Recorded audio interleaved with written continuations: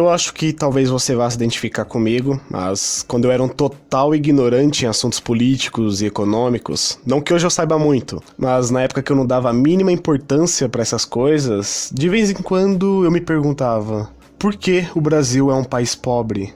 Por que será que alguns países são tão ricos como os Estados Unidos, o Canadá, a Austrália, o Japão, alguns europeus e por aí vai, e tantos outros são tão pobres como a África, que é a primeira região que vem à cabeça, né, quando se fala em pobreza, e o Brasil, que obviamente não é dos mais pobres do mundo, mas também não é lá essas coisas, né?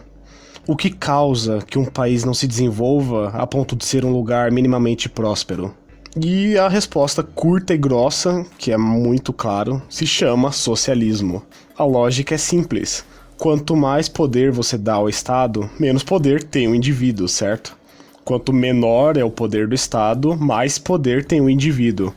E, coincidentemente, quanto mais poder e liberdade têm os indivíduos, mais riqueza eles geram e, consequentemente, mais prósperos eles se tornam em um processo mercadológico. E o que eu tô querendo dizer é que países mais livres economicamente são também países mais ricos. E tem um jeito prático de comprovar isso, chamado dados da realidade. Eu vou demonstrar algumas listas aqui pra vocês. Qualquer coisa você pausa aí o vídeo para analisar melhor. E com isso você vai acabar notando algumas similaridades na posição dos países e como a liberdade econômica significa riqueza. Então tá aparecendo aí na tela uma lista dos países mais economicamente livres do mundo. É óbvio que nem todo dado estatístico pode ser preciso nos seus pormenores metodológicos, mas, basicamente, todos os índices que você procurar sobre liberdade econômica vai listar os países quase que desta mesma forma que tá aí, com algumas variações, obviamente. Mas repare bem como estão dispostos os primeiros lugares dessa lista. E veja que o Brasil se encontra na posição 153 dentre 180 países analisados, um dos países menos livres economicamente do mundo. Então, muito bem, tem um outro ranking também que lista países por PIB per capita. O PIB, para quem não sabe, é um outro índice que calcula toda a soma de bens e serviços produzidos em um determinado país em um certo período de tempo, geralmente um ano. E daí, para termos noção da riqueza média da população, se divide o valor obtido pelo número de habitantes desse país. E aí, basicamente, o que se tem é uma média genérica do que cada indivíduo produziu em um ano. E o Brasil aparece na posição 80 dentre 186 países analisados. Novamente, muito abaixo de muitos países europeus, dos Estados Unidos, do Canadá e de tantos outros que são mais economicamente livres. Veja só, também existe um índice usado para comparar países que mede o quão desenvolvido em questões socioeconômicas um país é, chamado IDH, Índice de Desenvolvimento Humano. E nesse ranking que analisa o desenvolvimento humano dos países, o Brasil se encontra em uma modesta 79ª posição dentre 189 países. Praticamente um país de meio de tabela, por assim dizer.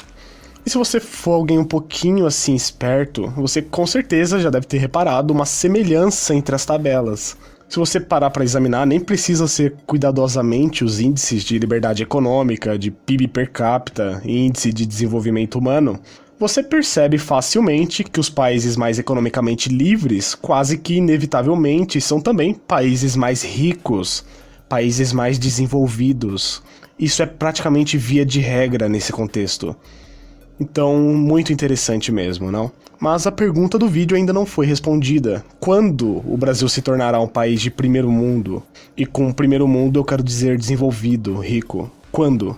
Eu acho que é impossível eu tentar deixar isso mais claro e óbvio do que já é. É só você não regular a economia, parar de taxar quem quer empreender e consumir, não praticar protecionismo que você vai prosperar, porra. Acabou. Essa é a minha ideia. Que ridículo, velho. Quando o Brasil se tornará um país de primeiro mundo? Quando deixar de ser um país socialista, é simples. Mas agora no caso do Brasil você tem um problemão chamado Previdência Pública, onde quase 60% dos gastos do governo são direcionados para pagar o rombo da Previdência.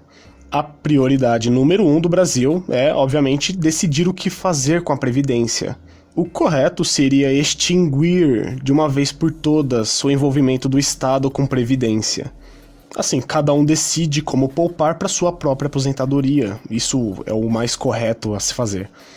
Mas um projeto desse tipo, dada a mentalidade do brasileiro atual, honestamente, não passa, né?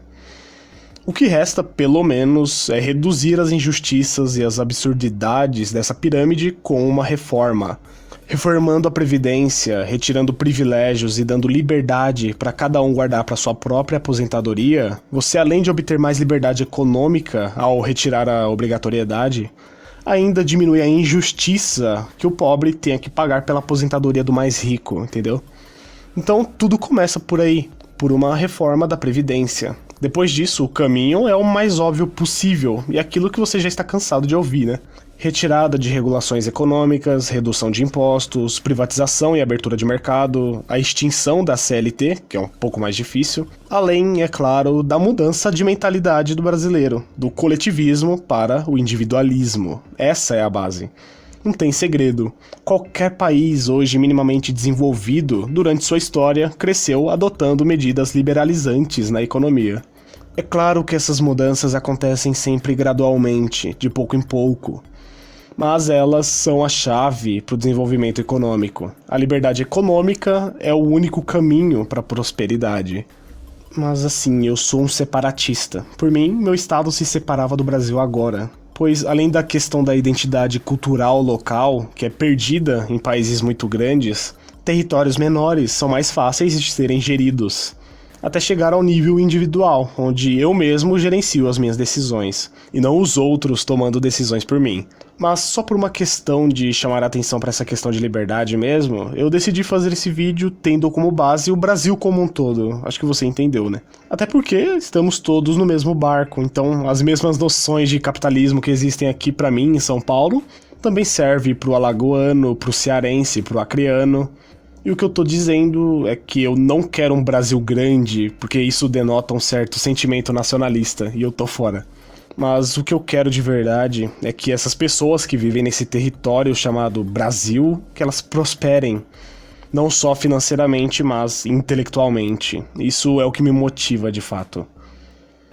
No mais, eu espero que você tenha gostado do vídeo. Um grande abraço, fica com Deus e até o próximo vídeo. Eu fui.